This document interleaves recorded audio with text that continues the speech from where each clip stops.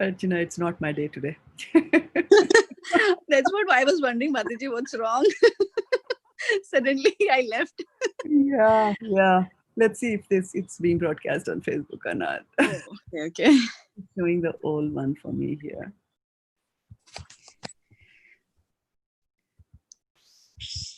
Let's see. So we are all back, or are we missing? Kriti, Radhika is back, Archana is back, Varshana is back, right? Okay. Sorry about that. So we were going to do Garima is back or not? Uh, can somebody text on that WhatsApp group and say ask Garima to join? Maybe she no. Yeah. Yeah, sure, Mataji. Yeah. So here we go.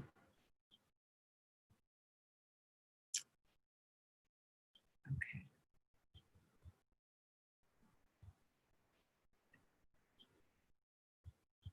I'm bringing up my browser and we're going to share the screen now.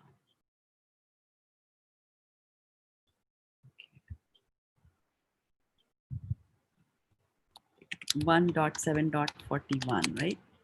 Okay, 1.7.41. Coming up on a screen close to you. As soon as I find my Zoom thing, okay. All right.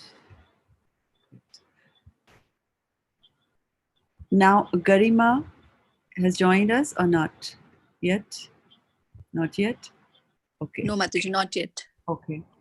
All right. I've sent a message That's fine. on Bhakti Vriksh. Bhakti Vriksh, perfect. Yeah. Yeah. She's on. She's on it. She'll join. Okay. So what will be the reading order for today? We have Varshana. Then I saw Archana. Then I saw Preeti. And of course, I had seen Garima somewhere before, but she's not there. Okay. Varshana, Archana, Preeti, Garima, and then Shraddha. Okay. So Varshana Mataji, can you start with, let me just do a little prayer there. Om Namo Bhagavate Vasudevaya. Om Namo Bhagavate Vasudevaya. Om Namo Bhagavate Vasudevaya. Narayanam Namaskritya Naram Cheva Narottamam Devim Saraswatim Vyasam Tato Jayam Mudiraye. Om Jnanatimirandasya Jnananjan Shalakaya Chakshurunmilitam Yena Tasmai Shri Guruve Namaha. Sri Chaitanya Manobhishtam Sthapitam Yena Bhutale Swayam Rupa Kadamahiyam Dadati Swapadantikam Vandeham Sri Guru Sri Yuta Padakamalam Sri Gurun Vaishnavamscha Sri Rupam Sagrajatam Rana Raghunathanvitam Tam Sajivam Sadvaitam Savadhutam Parijana Sahitam Krishna Chaitanya Devam Shri Radha Krishna Padan Sahagana Lalita Shri Vishakhanvitamscha. He Krishna Karuna Sindhu Deenabandho Jagatpate Gopesha Gopika Kanta Radha Kanta Namastute Tapta Kanchana Gaurangi Radhe Vrindavaneshwari Vishbhanu Sute Devi Parmami Hari Priye Vancha Kalpatarubhyascha Kripa Sindhubhya Evacha Patita Nam Pavanebhyo Vaishnavebhyo Namo Namaha. Jai Shri Krishna Chaitanya Prabhu Nityananda Shri Advaita Gadadhar Shivasadi Gaur Bhakta Vrinda. Hare Krishna Krishna Krishna Hare Hare Hare Rama Rama Rama Hare Hare Gaur Premanande Hare Hare Bol. All right, so we'll get started with the Sanskrit verse by Varshana Mataji as soon as she comes off of the mute.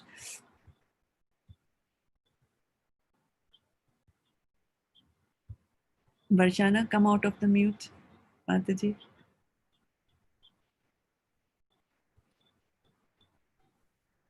Now you are unmuted. Good. Okay. Atopete swas shibiram Govind प्रिय सारथी नवेद्यत तम प्रिय प्रियाये शोचन्तया आत्मजान हतान. Hare Krishna.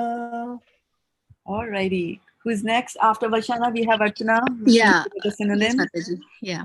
Synonyms. Atha, thereafter. Upetya, having reached. Swa, own. Shibiram, camp. Govinda, one who enlivens the senses. Lord Shri Krishna. Priya, dear. Sarathi, the charioteer. Nya Vedayat, entrusted to. Tam, him. Priyayi, onto the deer. Shochantai, lamenting for. Atmajan, own sons. Hatan, murdered. Hare Krishna. Hare Krishna. Then after Archana, we have Preeti Radhika. Preeti, yes. Hare Krishna. Hare- After reaching his own camp, Arjuna, along with his dear friend and charioteer Shri Krishna, entrusted the murderer unto his dear wife, who was lamenting for her murdered sons. And then we have Garima. The transcendental relation of Arjuna with Krishna is of the dearmost friendship. In the Bhagavad Gita, the Lord himself has claimed Arjuna as his dearmost friend. Every living entity is thus related with the Supreme Lord by some sort of affectionate relation, either as a servant or as a friend or as a parent or as an object of conjugal love. Everyone thus can enjoy the company of the Lord in the spiritual realm if he at all desires and sincerely tries for it by the process of Bhakti Yoga. Bhakti Hare Yoga. Krishna. Hare Krishna. Okay. So I shouldn't have stopped sharing. I just wanted to bring your attention to one of the verses while I welcome Priya Kishori Mataji and Sadhana Mataji back into the call. So there's a verse here for lamenting. What is the Sanskrit for lamenting? Lamenting. Shochati Mataji. Shochyanti. Yeah. Shochyanti, right? Shochayanti, yeah.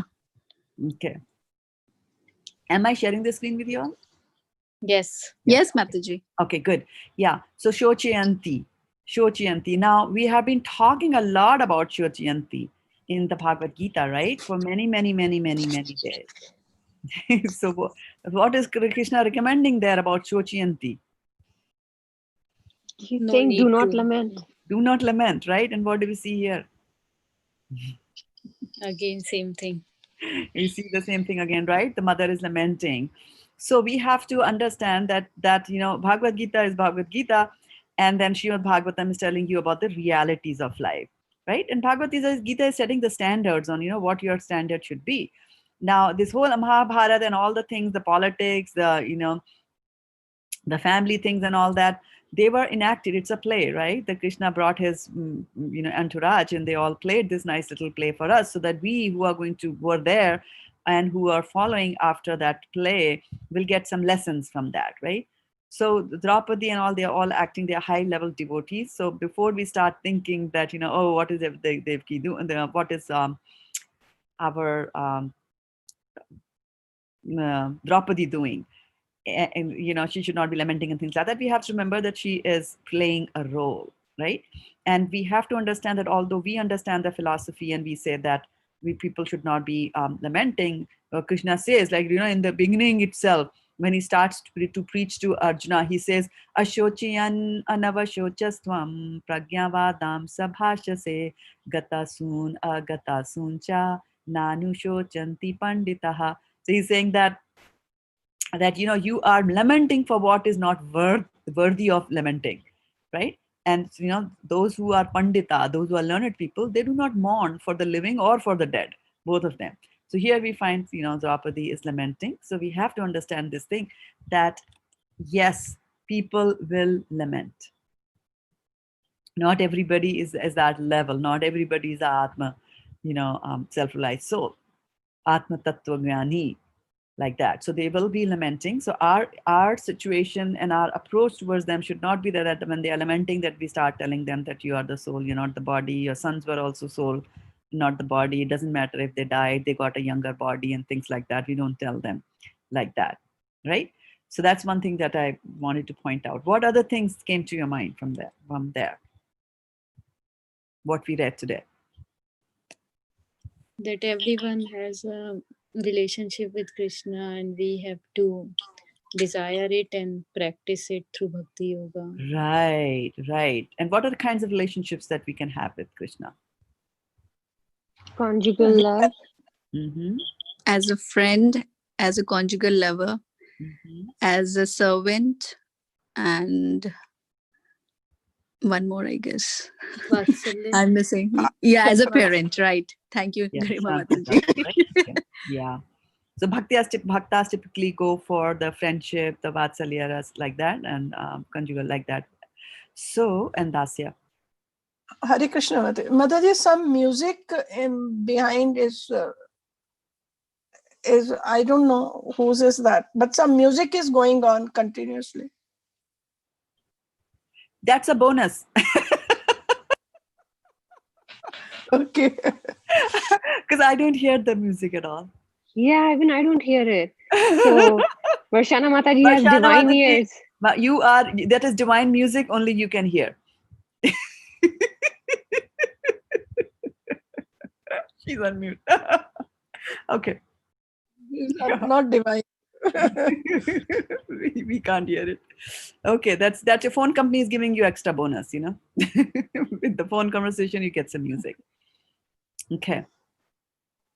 So in this purport, Srila Prabhupada has emphasized the Sambandha Gyan, so the relationship The portion of it. Sambandhyan, right. And then what did Arjuna do, right? So there's been a lot going on with Arjuna. So what has Arjuna done today? He had caught hold of this, and then Krishna had told him, "Don't, you have to punish this and all that." And then He put the murderer, which is Ashwathama, mhm, in Draupadi's feet almost. Like, mhm. now you decide. Now I have brought him, right? Because she had said, he gave him to her because he had told her that I will bring him, right? So he fulfilled the promise. He fulfilled the promise to his wife that this one was an aggressor, right? He had done some very aggressive tasks. So we had talked about 6 types of aggressors. Do you remember a few or all? Yeah, one who kidnaps the wife. One who kidnaps the wife of other. And Preeti, I don't know whether you were there in yesterday's call or not, morning session. We talked about the we talked about the hellish planets. And we talked I was there for that part. You were there for that part? Good. All right. Yeah. So, okay. So, you know where they go. And then that's one aggressor. Any other type of aggressor? You can unmute yourself and let me know. Any other type of aggressors of the One 6 who types of sets aggressors? fire to your house. One who sets fire to your house. Very good. Mataji, one who attacks from, from the back, from the behind. I'm not sure, is it right? Well, he's an aggressor, but has not been.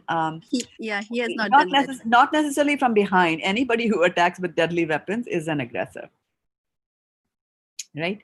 Anybody who attacks with is an aggressor, and in the war there will be aggression. We have to understand that, right? So, but then there are aggressors. There is aggression that goes on even in the peaceful times. Also, people will be aggressing here and there. Okay, so you said that one who kidnaps somebody else's wife, one who sets something to a fire, one who attacks, and then what else? 3 we covered. You need 3 more. How else can you give aggression to other people? Be aggressive. And those who are watching us online can also type in their answers.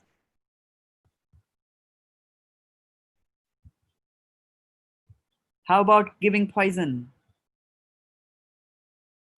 Yes, I was about to say that. Oh, you were about to say that? Okay, then give me one more. What about hogging the remote control? Is it any type of aggression? You hog the remote control.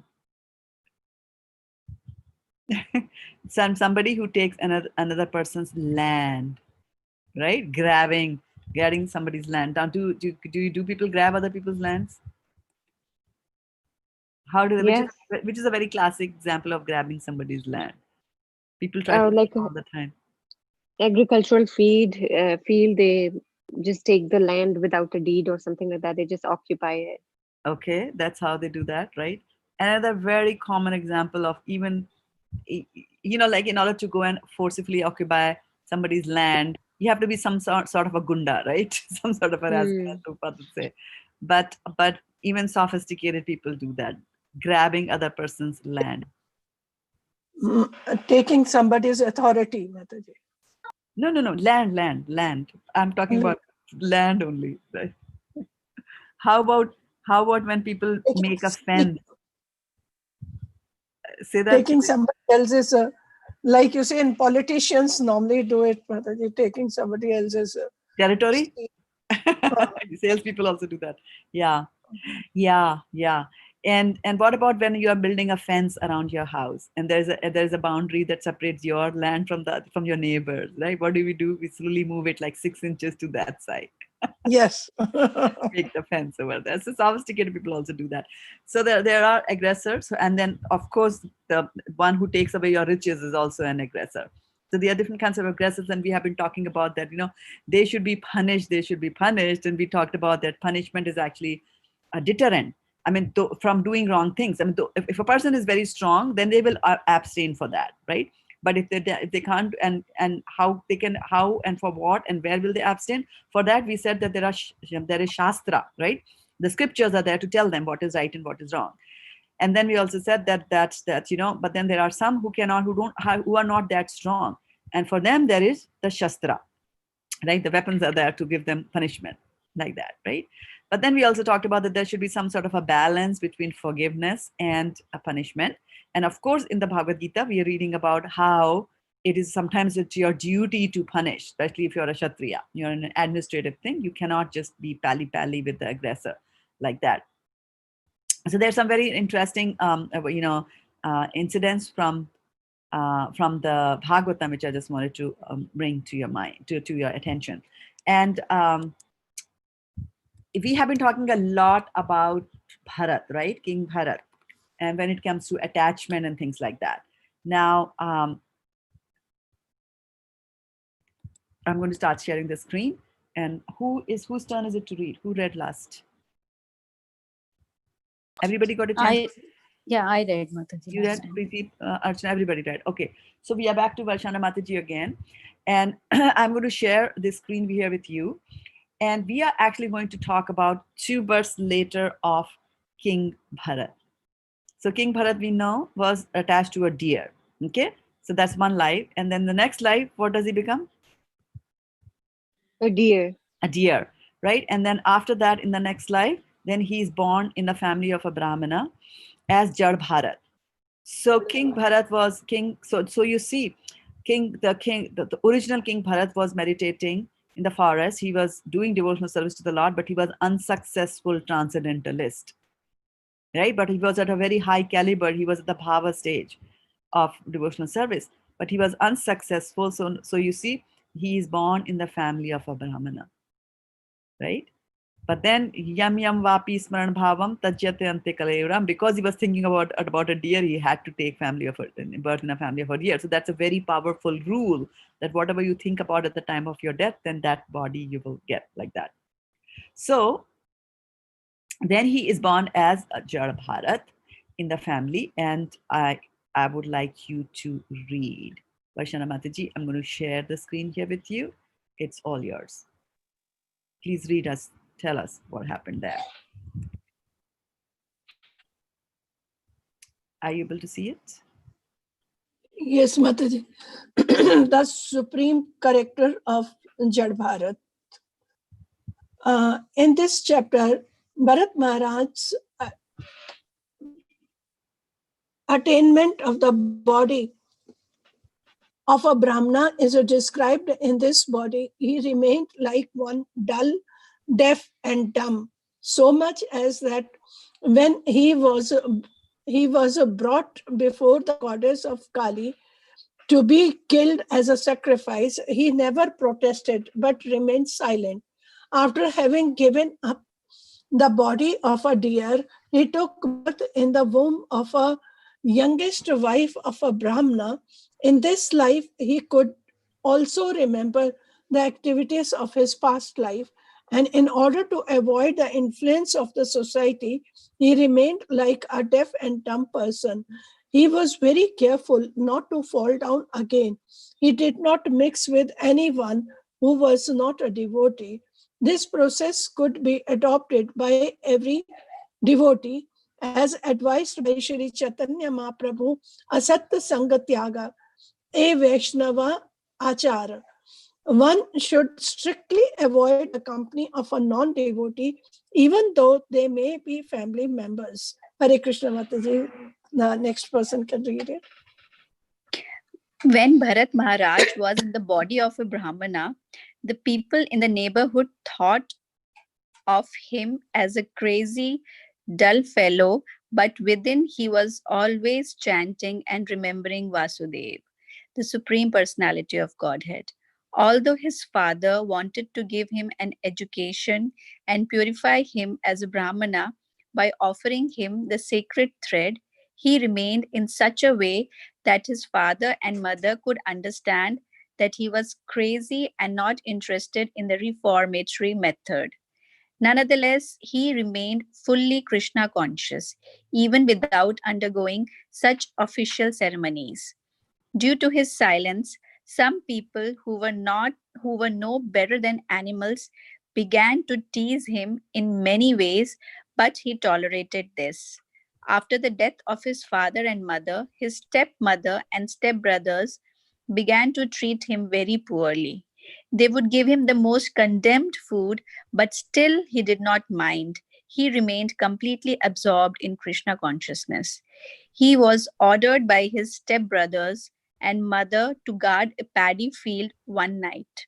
And at that time, the leader of a dacoit party took him away and tried to kill him by offering him as a sacrifice before Bhadrakali. When the dacoits brought Bharat Maharaj before the goddess Kali and raised a chopper to kill him, the goddess Kali became immediately alarmed due to the mistreatment of a devotee. She came out of the deity and, taking the chopper in her own hands, killed all the dacoits there. Thus, a pure devotee of the Supreme Personality of Godhead can remain silent despite the mistreatment of non devotees. Rogues and dacoits who misbehave towards a devotee are punished at last by the arrangement of the Supreme Personality of Godhead. Hare Krishna. Haribol. So now there's a couple of verses that I wanted you to, Okay. Now let's just read with focus on 17, 18, 19, few of them. So who's next? It's me. Okay, go ahead. All the rogues and thieves who had made arrangements for the worship of goddess Kali were now low-minded and bound to the modes of passion and ignorance. They were overpowered by the desire to become very rich. Therefore, they had the audacity to disobey the injunctions of the Vedas, so much so that they were prepared to kill Jadabharat, a self-realized soul born in a Brahmana family. Due to their envy, these dacoits brought him before the goddess Kali for sacrifice. Such people are always addicted to envious activities, and therefore they dared to try to kill Jadabharat. Jadabharat was the best friend of all living entities. He was no one's enemy, and he was always absorbed in meditation on the Supreme Personality of Godhead. He was born of a good Brahmana father, and killing him was forbidden, even though he might have been an enemy or aggressive person. In any case, there was no reason to kill Jadabharat, and the goddess Kali could not bear this. She could immediately understand that these sinful dacoits were about to kill a great devotee of the Lord. Suddenly, the deity's body burst asunder, and the goddess Kali personally emerged from it in a body burning with the intense and intolerable effulgence. Text 18. Intolerant of the offenses committed, the infuriated goddess Kali flashed her eyes and displayed her fierce curved teeth. Her reddish eyes glowed, and she displayed her fearsome features. She assumed a frightening body, as if she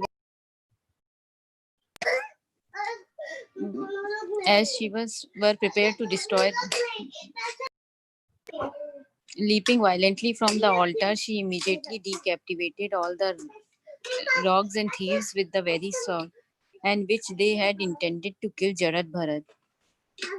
She then began to drink the hot blood that flowed from the necks of the bearded and thieves, as if the blood were liquor. Indeed, she drank this intoxicant with her associates, who were witches and female demons. Being intoxicated with this blood, they all began to sing very loudly and dance as though prepared to annihilate the entire universe.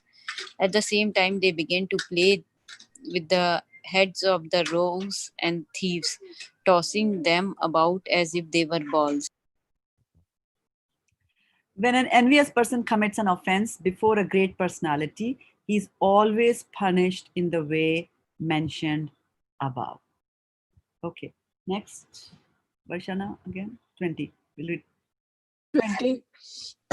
Shukdev Goswami then said to Maharaj Parikshit, O Vishnu Duta, those who already know that the soul is separate from the body, who are liberated from the invincible knot of the heart, who are always engaged in welfare activities for all living entities, and who never contemplate harming anyone, are always protected by the Supreme Personality of Godhead, who carries his disc, the Sudarshan Chakra, and acts as a supreme time to kill the demons and protect his devotees.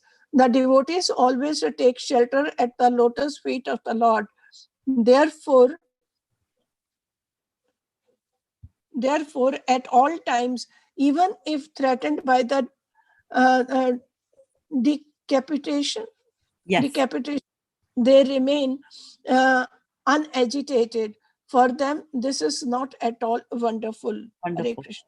Hare Krishna. So, what does text 19 tell us? Varshana Mataji, how should they be punished? When an envious person commits an offense before a great personality, he is always punished in a way mentioned above as the 18th. Yeah. So this is how this is how Kali punished, right? This is punishment that Kali gave. And what were they trying to do? They were trying to kill him, right? They were Yes. just trying to kill him. They had not killed him yet, right? But Kali knew that they were going to kill him, so she came and she punished them for an offense that they had thought that they were going to commit but had not committed, right? So in our case with Ashwathama, he's already committed that offense, right? So the question is that, what should the punishment be, right? Because that's a dilemma that Arjuna is going to face, right? So I'll take you to the next chapter, then just read a little bit to see the flow of Vidyar Bharat, what is happening. So we'll read the summary again. So Yes, it's me, Mataji. okay, good. Go ahead. Am I sharing that? No, Mataji, I cannot see anything on Okay. the screen. All right. Let me just share it here. I thought I was, but apparently not. Okay, sharing. Yes, Mataji. Chapter 10, the discussion between Jad Bharat and Maharaj Rahuguna. In this chapter, Bharat Maharaj, now Jad Bharat, was successfully accepted by King Rahugana, ruler of the states known as Sindhu and Sauvira. The king forced Jad Bharat to carry his palanquin and chastised him because he did not carry it properly. A carrier of King Rahugana's palanquin was needed, and to fulfill this need, the chief carriers found Jad Bharat as the most likely person to do the work.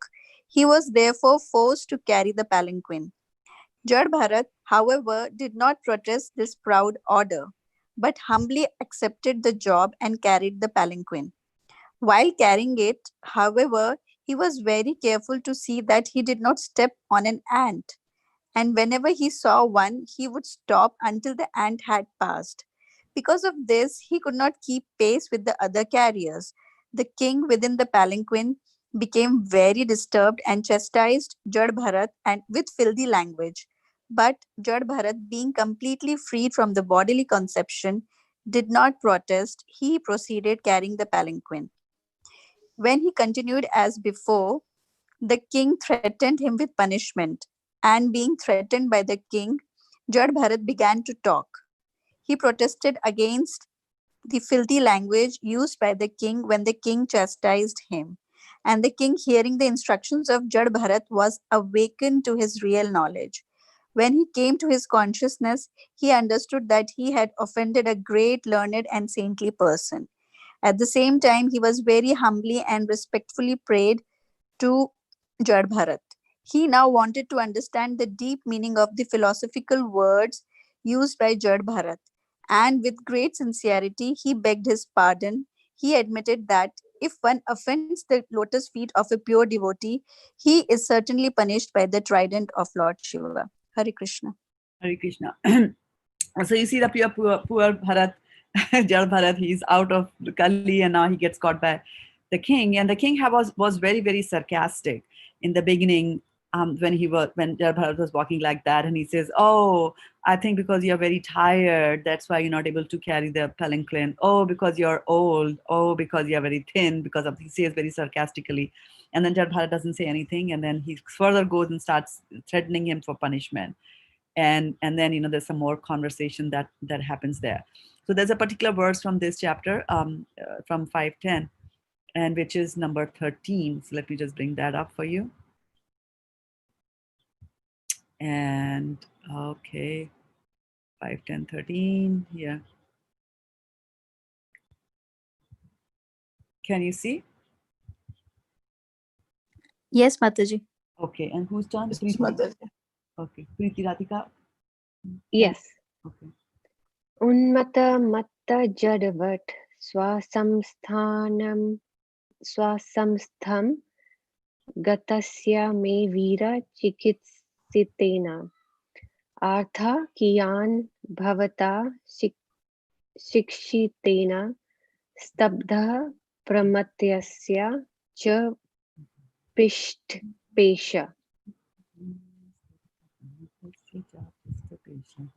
Okay, so let's see the translation. Next, Garima. My dear king, you have said, you rascal, you dull, crazy fellow, I am going to chastise you, and then you will come to your senses. In this regard, let me say that although I live like a dull, deaf, and dumb man, I am actually a self-realized man. What will you gain by punishing me? If your calculation is true and I am a madman, then your punishment will be like beating a dead horse. There will be no effect. When a madman is punished, he is not cured of his madness. He's not cured of his madness. So this is such an interesting thing, right? That crime and punishment, that combination is not an easy thing to handle, right? You have to look at it from all possible aspects as to what to do, what not to do, and so Arjuna is really faced with a big dilemma. Because now the king's about to punish, and now he comes back and says that, I'm a mad person.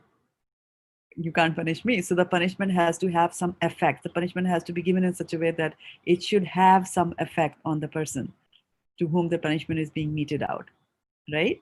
So, well, anyway, did you find any resemblance with this verse and something else that we had read a few weeks ago? Did it ring any bell?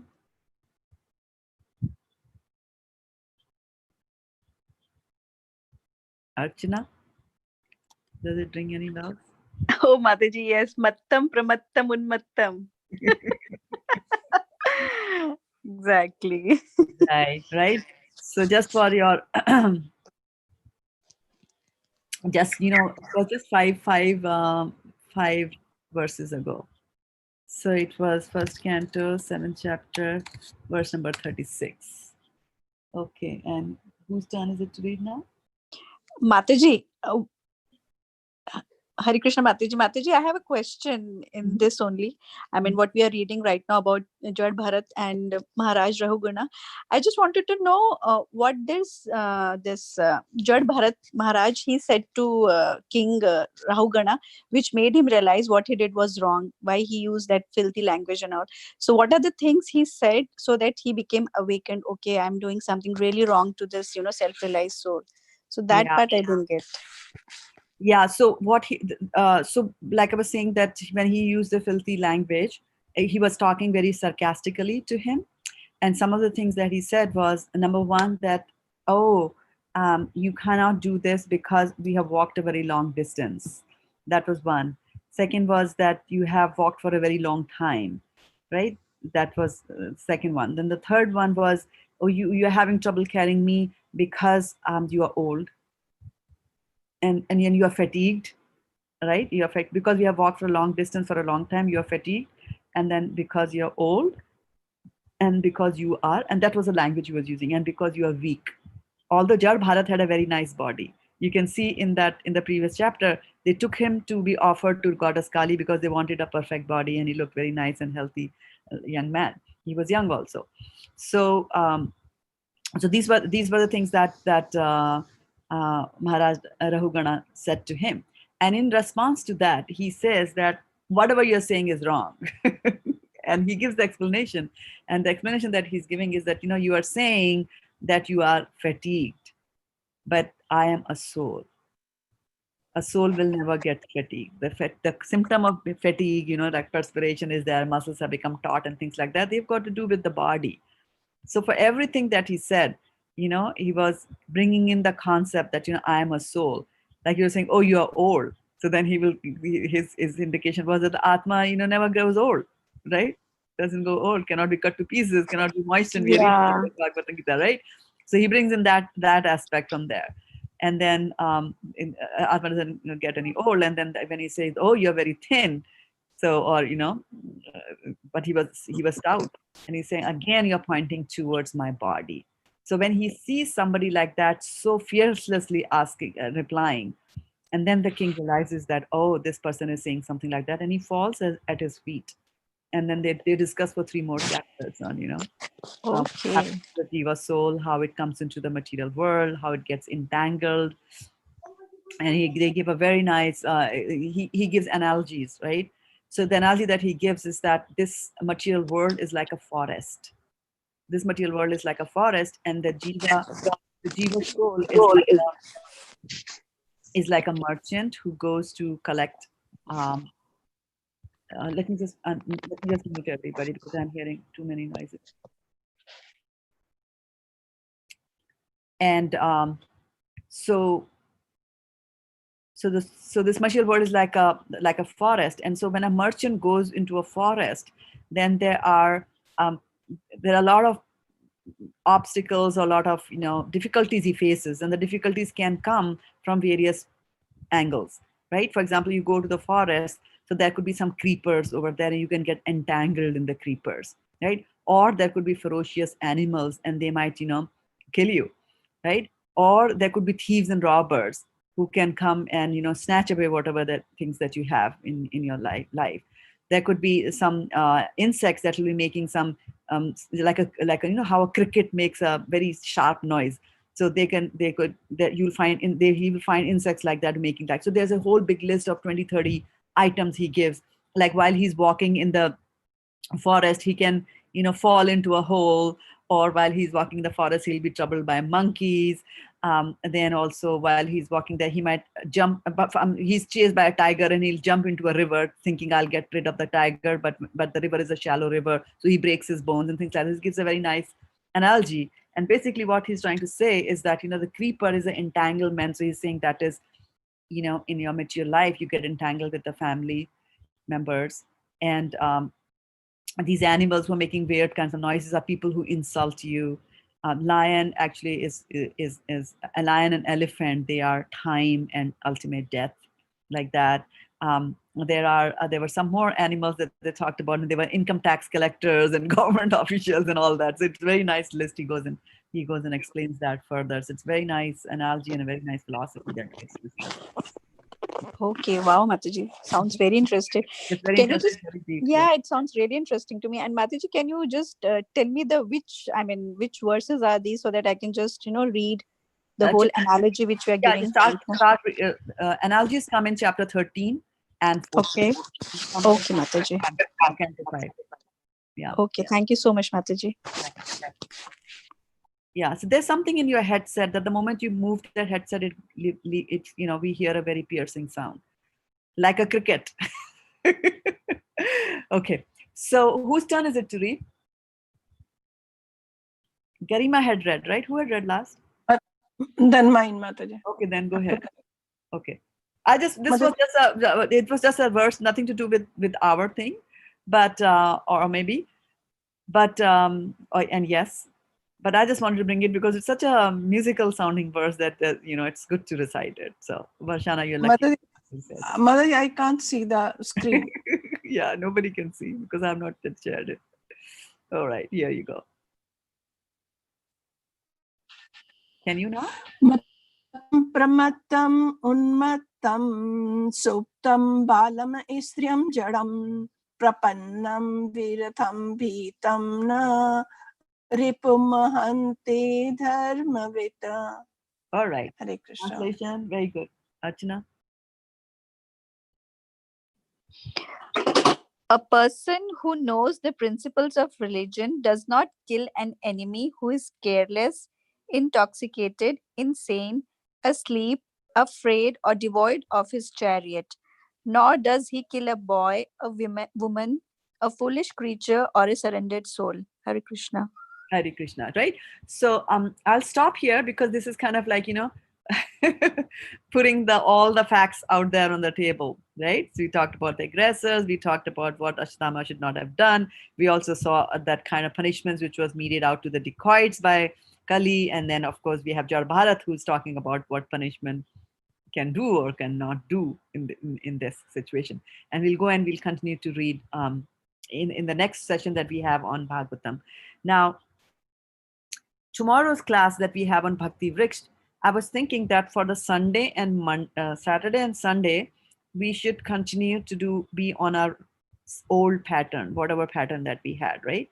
We were meeting at 6 o'clock in the evening for Bhakti Vriksh. We'll just meet at 6 o'clock in the evening for Bhakti Vriksh.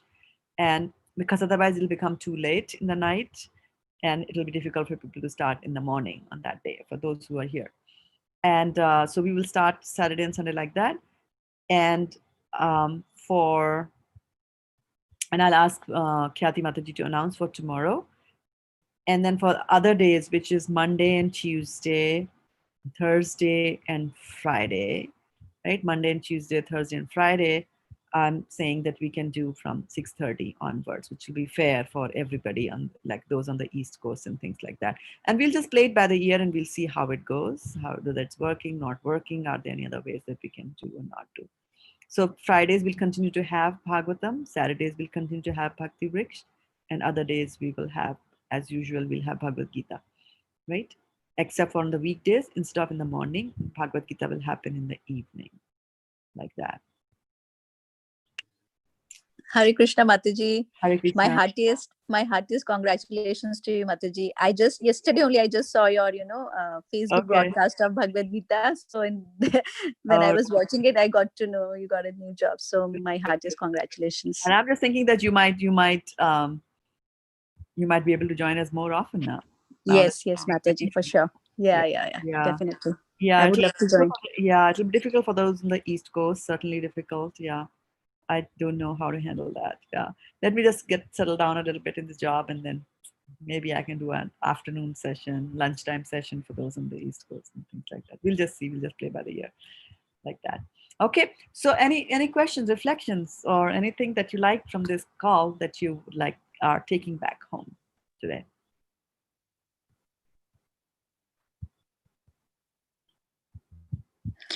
Mataji, never offend or mistreat a devotee of the Lord, because then you'll have serious consequences. Yeah, serious consequences. Yeah.